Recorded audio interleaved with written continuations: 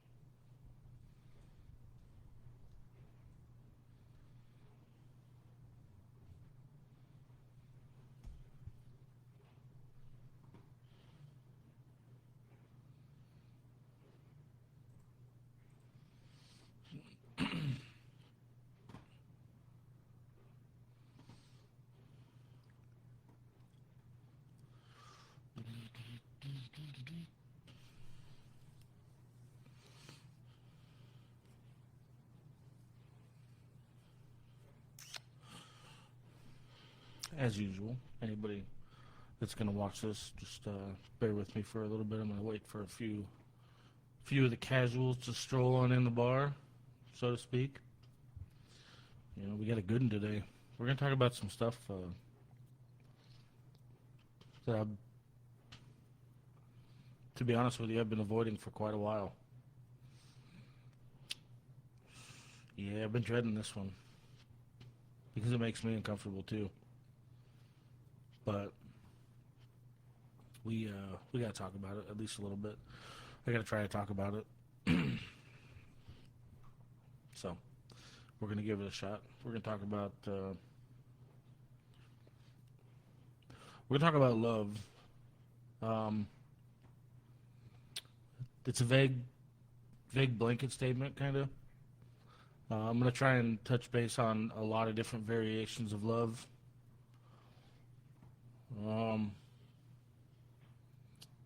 Yeah, as a whole, I'm going to try and touch base on a few of the things. And it's probably more so things that stand out to me, but we'll see. And we'll see what kind of input we get to and see where this kind of veers. So I'm okay with that. Looking forward to it. And we'll see where she goes. It's a hard one to talk about. There's a lot of gray areas. So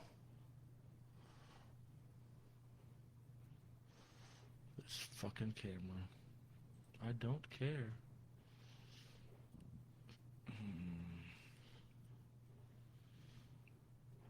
I don't think I can fix it right now. Oh well. Piece of shit. Oh, Kyler, man, there's a lot to unpack for this episode, so put on your seatbelts, kids, because we're going for a ride. Oh, that was not good.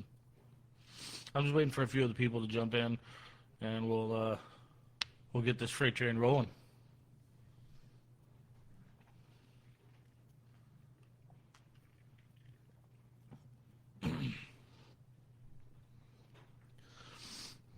Yeah, in the description when I said love is fading, I meant that stands for kind of like more of a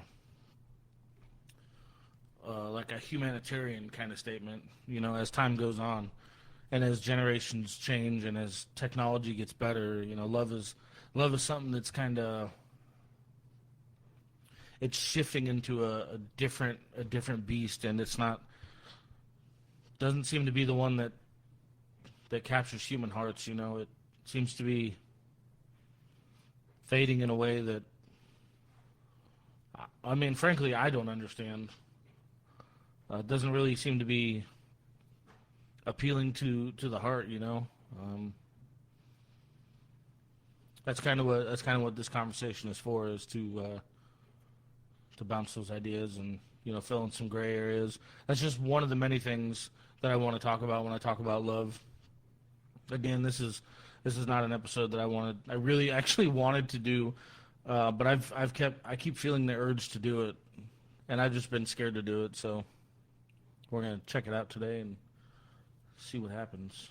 I have really strong feelings on the definitions and the word love and its meaning and descriptions, and, you know, so it's a big deal to me, and I'm sure it's a big deal to everybody. I wouldn't underplay that.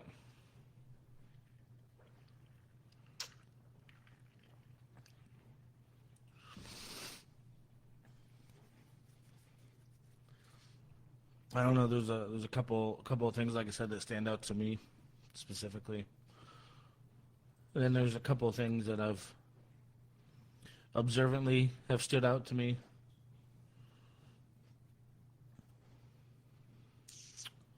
Yeah, it's a good one. This is it's one of those topics. I'm just gonna say this, whether you like it or not, that you're gonna have to dig within yourself to make sure that you're not just lying to get the answers that you want, even to yourself. You know, this is something. These are things that you may or may not have settled for less, or settled for stubbornness, or settled for something just to make sure that you don't get hurt, or, you know, that you have your fucking walls up so you don't get hurt, or you don't get thrown in the mix, or or if you just don't want to deal with something, or whatever the fucking case may be. But man, I think doing stuff like that is so detrimental to our inherent needs. Dangerous, yeah. Possibility of getting hurt, yeah. I don't know, you know, when you talk about the word love, part of that is considering the counterpart in whatever situation we're talking about. You know, part of the word love is not just receiving or giving. It's also considering. There's, I don't know, I feel like there should be so much more than what's given with the word love, and the possibility of getting hurt or whatever is always there, but you can always both parties can minimize that, you know, when you're just honest about things. But that's the key, is that you both have to be honest with each other and with yourselves. And when I say minimize hurt, because if you treat a situation as a whole the way it needs to be treated, then maybe you can minimize, you know, hurt, quote unquote. or to be perfectly honest with you, oh God, I fucking hate outing myself, and I'm going to, but it's like, I don't feel right about not, like, I want to romanticize. I want to romanticize love and how I feel about it, and I don't want to settle for less. I don't want to settle for less because this is, you know, this is what I feel I'm all I'm gonna get, or whatever the case may be. I don't want to, man. I've put myself in enough fucking shitty situations trying to make things work that were never going to work.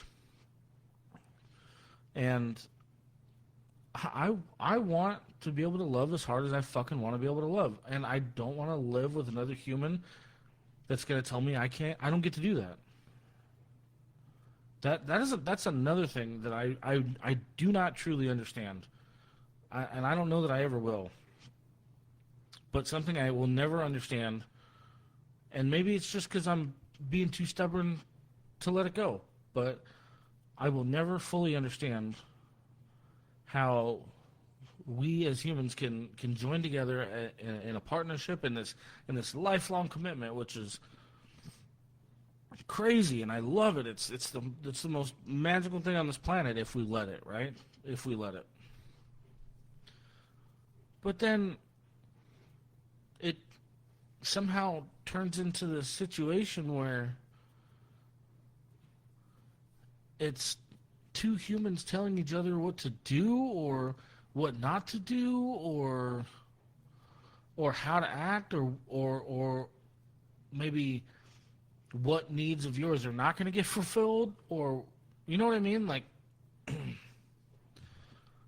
it doesn't add up to me. It doesn't make sense in my mind. I'm full willing, and I want to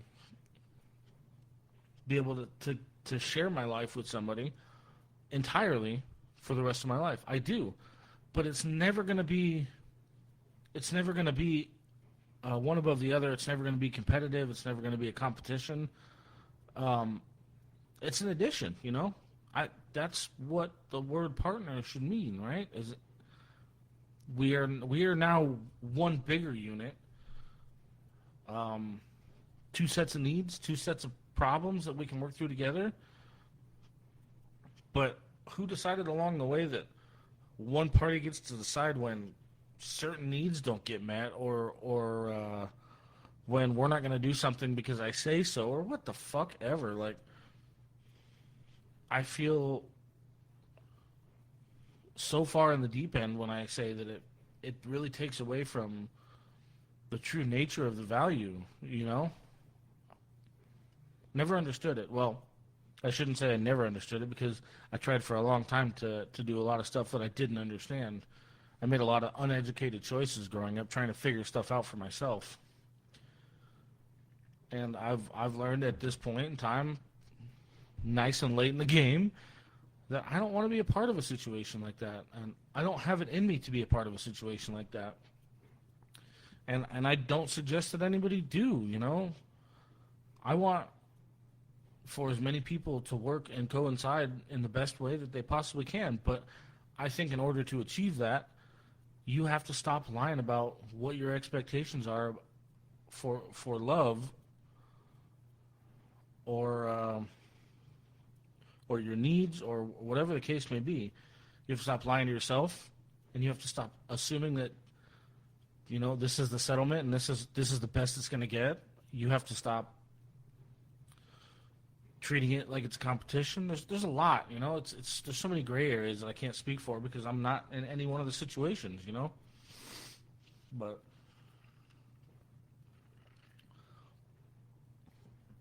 that's just one of the many degrees of the word that I wanted to dabble on a little bit today.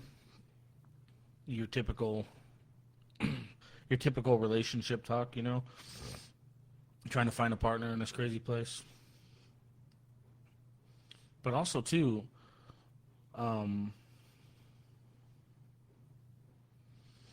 was just looking up some of the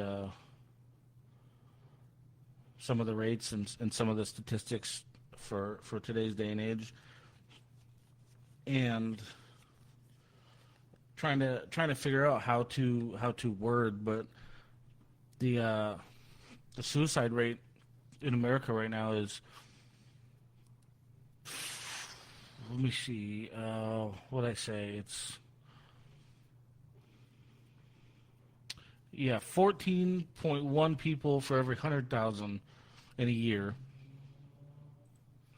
14.5 in a year. Or, hold on, we'll take it up. I'll take it up a little bit higher.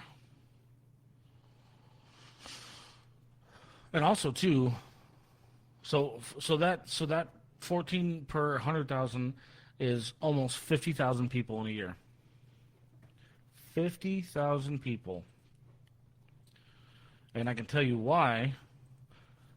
Because the depression rate of Americans, and that stands for the U.S., is anywhere from 10 to 13%. And also, just so we're clear, most of those suicide rates, not most of them, I should say more of them, are females.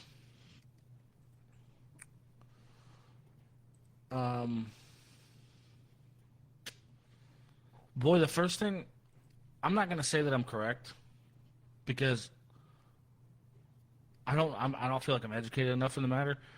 But when I first read that in a year of 50,000 people that commit suicide, right? And I'm not disregarding veterans or anything like that, but most of them being female. The only thing that struck me was like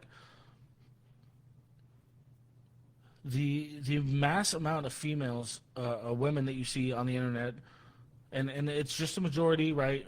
We start talking about the advantages that they have sprung up with like doing porn and like OnlyFans and stuff like that, and a lot of them know how to take advantage now with money and stuff like that. I'm not talking about majorities. I'm not talking about all women. I'm not at all. So please don't group that.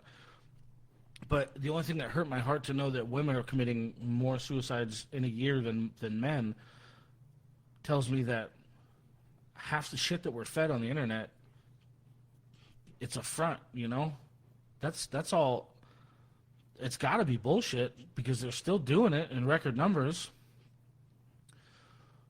And it breaks my heart, because that means that everything that looks so pretty and polished online is probably a fucking, it's all a lie, and it's all a front just to look good for just a moment, you know. And I'm sure anybody can say that, yeah, you'd be stupid to assume that anything online is real, you know, because I agree with you. But I mean, the proof is in the pudding.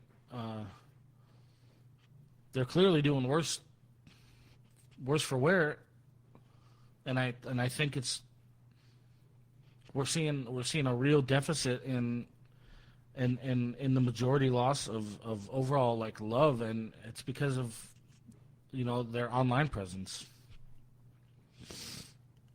Everybody likes money and everybody wants money, but I'm gonna guess, judging by the numbers, it doesn't look that pretty when the cameras are off, which really breaks my heart.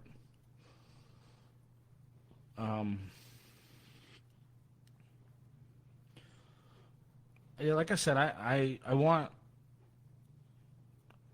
think it's ridiculous that we can't romanticize the idea of the passionate love that you would want to have in your life, at the risk of being called a simp or a pussy or gay or whatever the fucking case may be. You know, all these fucking derogatory terms that drive people to their grave.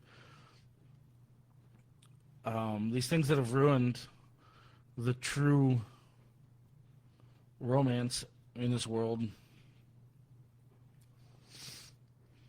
So, yeah, I'm here. I'm swallowing my pride today for this episode again, because I didn't want to do this episode. This one was hard for me to do. I don't think I know enough, but I can only speculate, you know, from what I know and from what I feel. Also, too, like I said, we're gonna dive into a few other definitions of the word that I want to expand on a little bit. Some of the things that I've experienced in my life. One of the other ones that really stands out in my head, when you use the word love, I feel. I gotta figure out how to start this segment, because this is a rough one. We're gonna take a deep dive back into growing up and having, I don't want to say a lack of love, but maybe not getting to experience it the way that you maybe needed. So like for me, the first thing that comes to mind, let's use this as an example. I remember a lot of years ago, my son is 10, and he's an amazing human. He is incredible. He is smart. He is considerate. He has the world's biggest heart. And what he shows me, what he reminds me of, is the person. He reminds me of the person that I was before the world, dug its teeth in. My circumstances were a little different, by no fault of anybody. My circumstances just were different. And I look at him and I experience this kind-hearted innocence and this true, compassionate, caring love that he carries with him. And all I can think is, God, if I have anything to fucking say about the way he grows up, I will do anything in my power to make sure that he gets to stay in this beautiful form for as long as he fucking possibly can. So when I talk about love and or the lack thereof early on in life, that's what I'm talking about. I got to see a lot of reasons to have walls up very early on. I got to see a lot of reasons to have to figure things out for myself very early on. Like I said, my circumstances were wildly different than his are. Thank God, because he is a beautiful, beautiful specimen and a beautiful example of what a human should be.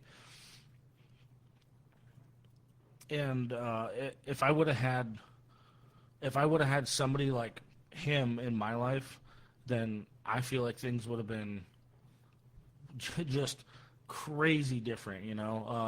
Maybe I would have been able to hold on to certain parts of myself. Not to say that they're completely gone, but what I'm also saying is those things, first of all, they don't go away, right? They just get buried.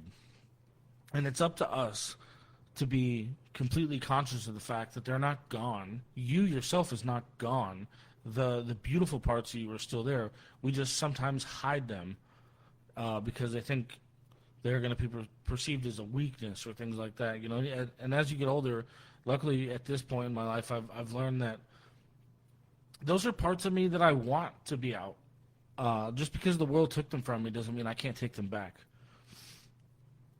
And also use that as an example of why to spread love earlier, and make sure that is an available option for people growing up. And this is one of the things that I want to end up trying to accomplish once this thing gets bigger, once this podcast grows, and I have a bigger voice. Is I want to outreach, and I want to give kids or teenagers a much bigger chance at that kind of experience, because I know what it's like to not have it. And then again, seeing my son with the purity that I've been able to witness, blessingly, it made me want to do it more. This is another type of love that this world needs. I wouldn't be able to tell you where to start or how to start rectifying issues like that. I can just tell you what I saw and what I experienced, and that's part of it. And that's not something that I would ever wish on a lot of people. But yeah.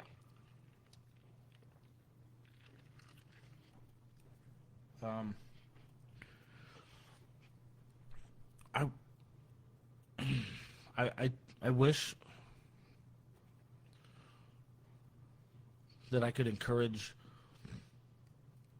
everybody to love the way that they want to love not only other people but themselves. I wish that there was an easier way to go about that, to bypass some of the trauma that some people have seen, because I know that things like that are. I know that they vary in so many different ways, and I know that they're terrible in a lot of different ways. But I'm really, like, as I get older, I'm really getting really fucking frustrated in watching the way that people are and things are, and watching people shit on each other, and just the lack of overall love on a day-to-day basis is, it fucking really breaks my heart. And it, you know, I'm human just like the rest of you, so there's definitely a part of me that just says, you know, stop trying. But I don't want to stop trying, dude. I never want to stop trying. My soul craves connection and love on a level that I've never experienced in my life, and I think it's only because I'm in doing all of this with you guys is I'm being more open and honest with myself, and I'm putting me out there while you guys are putting yourselves out there, which is incredible. But we're doing all this together. We're doing this great work, but it makes my soul's cravings loud, like very loud. I want so much more. I want so much more love, and I want so much more genuine human connection. In a sense, I hope you can understand how I'm trying to fucking verbalize this, but in a sense, it makes it more complicated. You know? It adds twists and turns to what I'm trying to accomplish. My interactions don't add up. They don't mesh. You know, this right here, what we're doing, is not my everyday, all day like I would like it to be. So I take this formula into my days, and it doesn't always work, and it like hurts my soul on a level that I can't explain to you. But it doesn't hurt me enough to ever make me want to let go of what I know to be true. And what I know to be true is this absolute level of romance, cheesiness, and I'm not even talking about relationships specifically. I'm talking about on your day-to-days, human interactions. There's nothing fucking wrong with having an intimate situation pass you by in your day-to-day activities. This is another version of love that I wanted to talk about, because these you can have intimate interactions with people on the day-to-day and not have to fucking you don't have to act like it's gonna fuck you up for the rest of your life. It just doesn't have to be that way. And I say that while also understanding how difficult it can be because of what you may or may not have seen. So again, this is one of those gray areas that I've been talking about this whole fucking episode. But I encourage everybody to just try a little bit harder. Baby steps. Try just a little bit harder. Spread one more smile. You know, give one more chance. There's so much love to be had, but everybody's so scared to give it. And it sucks to witness, but I have so much faith that it's there.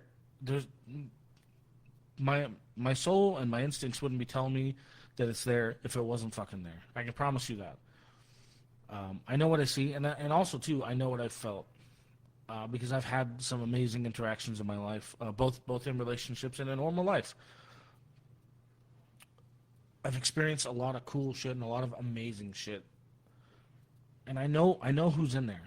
I know what I'm looking for, and I know what's out there. But it's not up to me. The only thing I can do is, get to the tallest tower and fucking scream as loud as I can, which is what we're trying to do. So, well, I was really hoping at this point to have a few more viewers. I want to get some more input on some of the things that we've talked about today. The overall view of the word love. I think it's more important now than it ever has been. I think we need it now more than ever. But we need it. We need it without the bullshit. We need it without the conditions, without the scarcity, without the walls, you know. Yeah, that shit needs to go away. And I understand what I'm asking, and I understand what I'm saying, but like, I mean, the alternative is that you spend so much time being guarded, and you spend so much time not using your fucking brain that, you know, you blink and you're too old to start making the good memories, or you're too old to start making those changes. I wouldn't say that making those changes, I don't think you would ever be too old to start making those changes. But I think you understand what I'm saying. It's just like making changes in your life. You have to start now, or before you know it, it's going to be almost too late. And I think the same goes with, you know, every day, just loving one person to another. And that can go for so much that we've talked about here. There's a lot to be said for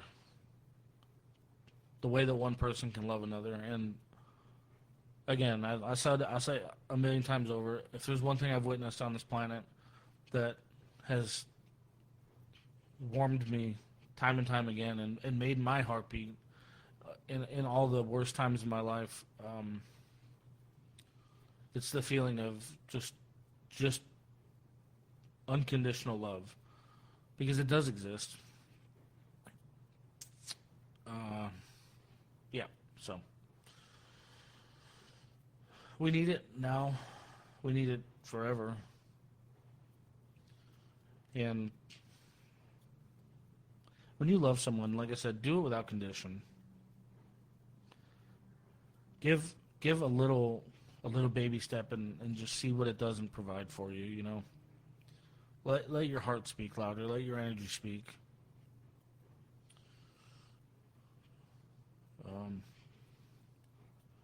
Teach. I need you to teach the ways of love too. Again, you know, when we're talking about what I learned from my son and what I've learned from children that I saw myself in, you know, be a leader too. Teach. Institutionalized love.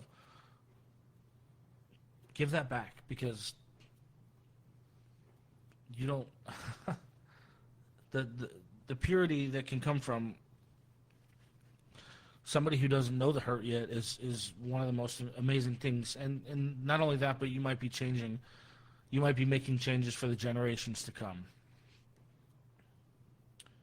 That stands true to me, and that is more important than anything. They're indoctrinated with more technology than we've ever seen in our life, and that's not their fault. I know a lot of people make a lot of jokes about the online presence, but that's not their fault. That's the world they grew up in. That's the world that they got, right? They're on a different wavelength than we were. It's nobody's fault. But they also need to understand face-to-face, human-to-human, and they need to know what love can bring, more than anything, I think. So, we'll call this one a little early. This one didn't bring too many interactions. It's all right. Everybody's got lives. Can't win them all, you know. Not a big deal. I got some of the messages out that I wanted to share. Like I said, one of the harder episodes for me to want to do, because no matter how much confidence is seen with all these episodes, and no matter how much frustration and all that bullshit, I'm also still human, and I also still have feelings. This is one of my stronger feelings, so it was really hard for me to want to put myself out there in this nature. So, thank you guys all for listening, and Again, anybody who listens to this after the fact, feel free to shoot me a message if you have questions, comments, you just want to talk about it. I'm here for it all. I love everybody so much, and thank you guys all again for being a part of the Me vs. Me podcast, and we'll see you soon.